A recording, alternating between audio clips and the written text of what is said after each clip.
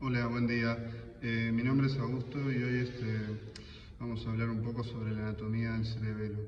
Bueno, primero que nada vamos a decir algunas generalidades sobre el cerebelo. El cerebelo, como sabemos, es un órgano impar, mediano y simétrico que se dispone sobre lo que es la fosa craneal posterior, ocupando el piso infratentorial. Conforma entonces la porción más inferior y posterior del encéfalo. Es un derivado del metencéfalo y que va a estar dispuesto, como vemos aquí en este preparado, por detrás de la protuberancia anular y el bulbo raquídeo se encuentra el cerebelo. El cerebelo conforma lo que es el techo de la protuberancia anular y el bulbo raquídeo, ya que se encuentra posterior a ellos y se encuentra separado anteriormente de ellos por la cavidad ependimaria, que es el cuarto ventrículo, que ya lo estudiamos en otra clase. Bueno, sus funciones van a ser principalmente reguladoras del movimiento y se trata entonces de un órgano suprasegmentario. Como todo órgano del sistema nervioso central, lo vamos a poder dividir en tres componentes. La sustancia gris, que se dispone en forma periférica y sobre la corteza cerebelosa, así como en la profundidad, formando los núcleos profundos del cerebelo. Y bueno, vamos a encontrar además lo que es la sustancia blanca, que se encuentra en la profundidad y tiene esta forma arboleada que se llama clásicamente el árbol de la vida.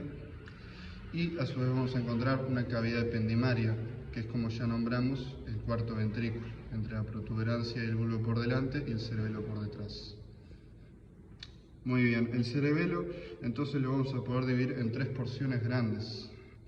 Una porción central, que se le llama vermis, que acá lo vemos superiormente, acá lo vemos inferiormente, y a los lados dos masas laterales voluminosas que se conocen como los hemisferios cerebelosos. Acá vemos la cara superior de uno, la cara superior del otro, y acá vemos la cara inferior de ambos hemisferios cerebelosos.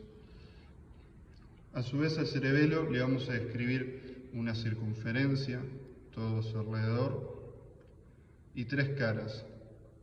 Su cara superior es esta, también llamada cara tentorial, ya que se enfrenta al tentorio con cual se relaciona, y a través de él se va a relacionar con los hemisferios occipitales, con los lóbulos occipitales de los hemisferios cerebrales.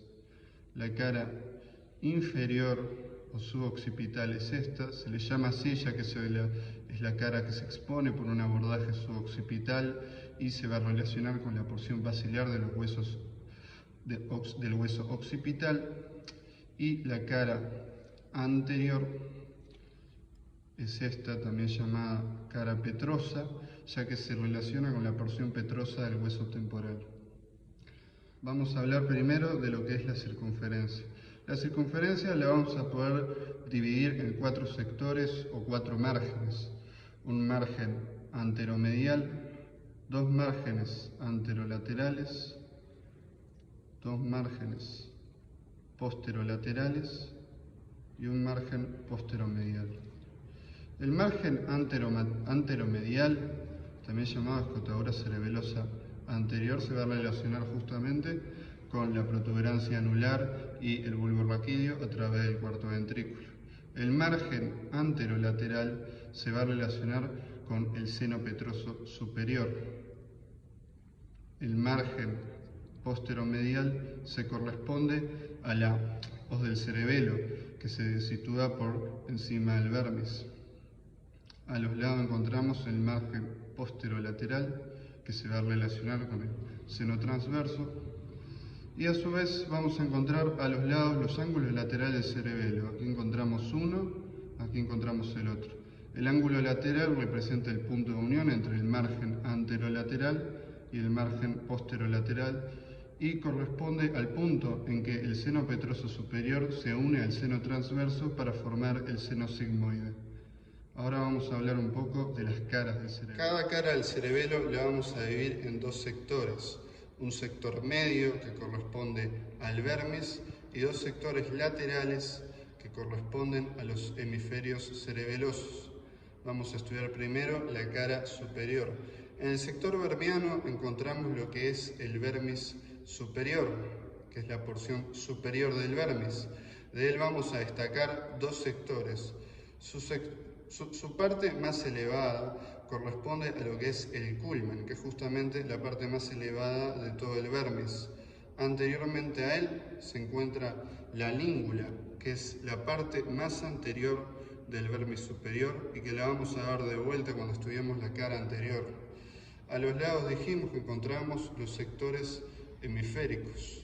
Vamos a destacar que en los hemisferios cerebelosos vamos a encontrar una serie de surcos oblicuos que atraviesan justamente la corteza cerebelosa y se dirigen desde los hemisferios cerebelosos hacia el vermis y luego hacia el otro hemisferio cerebeloso.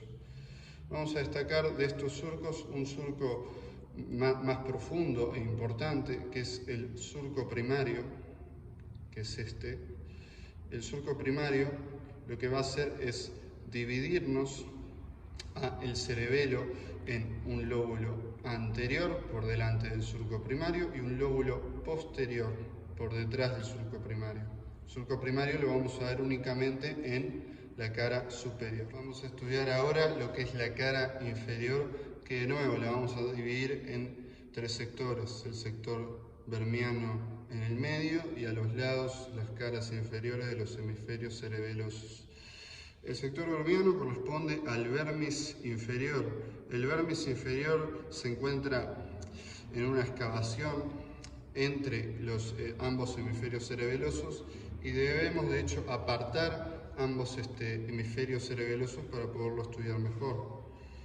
En su parte media presenta un sector más ensanchado que corresponde a la pirámide y su sector más anterior corresponde a la úvula, que la vamos a estudiar mejor en la cara anterior.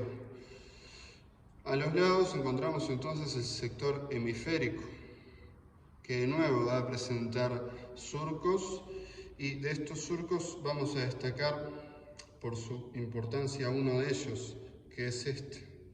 Este surco, que se dispone en forma circunferencial, es el llamado surco horizontal o surco circunferencial de Yggdrasil, y lo que va a hacer es dividirnos la superficie del hemisferio cerebeloso en una superficie inferior por debajo de él y una superior por encima de él.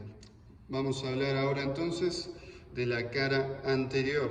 En la cara anterior, en el sector medio vermiano, vamos a encontrar superiormente la língula, que como ya dijimos es la parte más anterior del vermis superior. Por debajo de él se va a encontrar el nódulo, y por debajo del nódulo se encuentra la úvula, que como ya dijimos es la parte más anterior del vermis inferior. A los lados de la úvula encontramos dos prominencias que se les llaman amígdalas cerebelosas, justamente en forma homóloga a como se encuentra en la orofaringe. Encontramos en la línea media la úvula y a ambos lados las amígdalas. Por encima de las amígdalas cerebelosas vamos a encontrar a cada lado el flóculo. Este es uno de los flóculos y aquí se encuentra el otro flóculo. Los flóculos se unen al nódulo a través de una estructura membranosa que se le llama velo medular inferior o válvula etaria. La unión del nódulo a ambos flóculos va a conformar lo que llamamos el lóbulo flóculo nodular. A su vez vamos a encontrar por encima de los flóculos y a cada lado los pedúnculos cerebelosos. Los pedúnculos cerebelosos son estructuras de sustancia blanca que van a conectar el cerebelo al tronco encefálico. Por fuera encontramos el pedúnculo cerebeloso más voluminoso de los tres, que va a ser el pedúnculo cerebeloso medio, que es este. El pedúnculo cerebeloso medio se va a unir a la protuberancia anular. Medialmente al pedúnculo cerebeloso medio vamos a encontrar superiormente el pedúnculo cerebeloso superior, que va a unir el cerebelo al mesencéfalo, e inferiormente a él el pedúnculo cerebeloso inferior, que lo va a unir al bulbo raquídeo. A su vez, lateralmente a los pedúnculos encontramos de vuelta la fisura horizontal o surco circunferencial de Vic-de-Asir, que se dispone entre la cara superior y la cara inferior de los hemisferios cerebelosos. Por último, vamos a hablar de las divisiones del cerebelo. Al cerebelo lo podemos dividir, a su vez de su división anatómica en hemisferios y vermis, de dos grandes formas, por su división filogenética y su división anátomo-funcional. La división filogenética clasifica las estructuras del cerebelo según su origen filogenético, es decir, las estructuras que son filogenéticamente más antiguas son las que aparecieron primero en la evolución y las más nuevas son las últimas en aparecer en la evolución. La estructura filogenética más antigua es el lóbulo flóculo nodular, como ya dijimos, está formado por el nódulo y los flóculos, unidos por el velo medular inferior. Este lóbulo flóculo nodular va a formar lo que es el arquicerebelo. A su vez, como ya dijimos, vamos a encontrar el surco primario en la cara superior que nos dividía el cerebelo en un lóbulo anterior y otro lóbulo posterior. El lóbulo anterior va a formar el paleocerebelo, que es una estructura filogenéticamente menos antigua que el lóbulo flóculo nodular. Y a su vez la estructura más nueva, por así decirlo, sería el lóbulo posterior, que va a formar el neocerebelo. Bueno, por último, lo que nos queda hablar es de la división anátomo-funcional del cerebelo, que justamente lo que hace es dividir las estructuras del cerebelo según su función. La primera división es de nuevo el lóbulo flóculo nodular, que va a estar formado, como ya dijimos, por el nódulo y los flóculos, unidos por el velo medular inferior, que va a conformar lo que se le llama el vestíbulo cerebelo, que, como implica su nombre, se proyecta a los núcleos vestibulares en el tronco encefálico y su función está ligada al control del equilibrio. Pasemos a hablar ahora de la siguiente división, que es el espinocerebelo, que corresponde al vermis, tanto el vermis superior como el vermis inferior, así como el paravermis, que es la región del vermis, la región del hemisferio cerebeloso inmediatamente adyacente al vermis. Como implica su nombre, se va a proyectar hacia la médula espinal y va a estar ligado al control del tono postural. Va a presentar como núcleos profundos lo que son los núcleos fastigial e interpuesto. Aclaramos que el vestíbulo cerebelo va a estar formado únicamente por la corteza cerebelosa, no va a presentar núcleos profundos asociados. Por último, formado por los hemisferios cerebelosos, va a estar el cerebro-cerebelo, que, como implica su nombre, se va a proyectar hacia el cerebro a través del núcleo dentado. Sus funciones van a ser múltiples, van a incluir la planificación del acto motor voluntario, el aprendizaje motor, así como diferentes funciones cognitivas. Bueno, ahora vamos a estudiar el cerebelo en un corte sagital. Vamos a ver las mismas relaciones que vimos en el preparado. Primero que nada, el cerebelo es como ya dijimos, es la porción más posterior e inferior del encéfalo que se encuentra sobre el piso infratentorial. Este es el tentorio o tienda del cerebelo que limita por arriba el piso infratentorial, que va a contener al cerebelo y al tronco encefálico.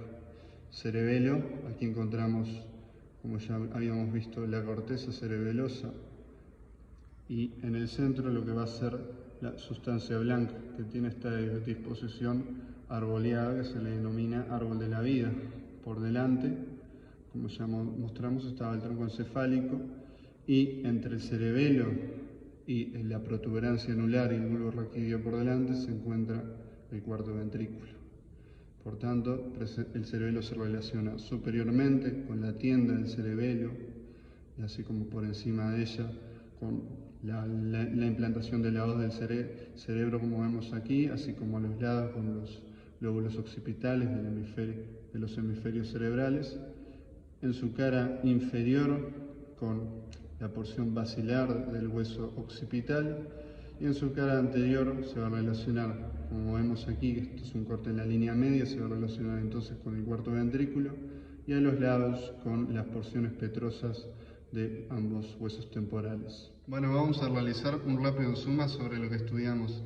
Al cerebelo entonces lo dividíamos en el medio en el vermis y a los lados en los hemisferios cerebelosos, y este presentaba tres caras, una cara superior, una anterior y otra inferior. En la cara superior presentamos medianamente el vermis superior, en el cual destacábamos el culmen, que era su sector más alto, y la língula, que era su sector más anterior. A los lados, en la cara superior del hemisferio cerebeloso, destacábamos el surco primario, que nos dividía el lóbulo anterior por delante y el lóbulo posterior por detrás. Después, en la cara inferior, encontrábamos el vermis inferior, que se encontraba escondido por ambos hemisferios cerebelosos y presentaba a su sector anterior el nombre de língula, y a los lados encontramos la cara inferior de los hemisferios cerebelosos, que destacábamos el surco circunferencial de Vic-de-Asir o fisura horizontal. En la cara anterior encontramos en la línea media y de superior a inferior la língula, el nódulo y más abajo la úvula. A los lados de la úvula encontramos las amígdalas cerebelosas. Por encima de las amígdalas cerebelosas encontramos los pedúnculos cerebelosos. El pedúnculo cerebeloso medio está lateral a los otros dos, y medialmente encontramos superiormente el pedúnculo cerebeloso superior, inferiormente el pedúnculo cerebeloso inferior. A su vez encontramos por debajo de los pedúnculos cerebelosos los flóculos, y a los lados la fisura horizontal o surco circunferencial de Vic-de-Asir.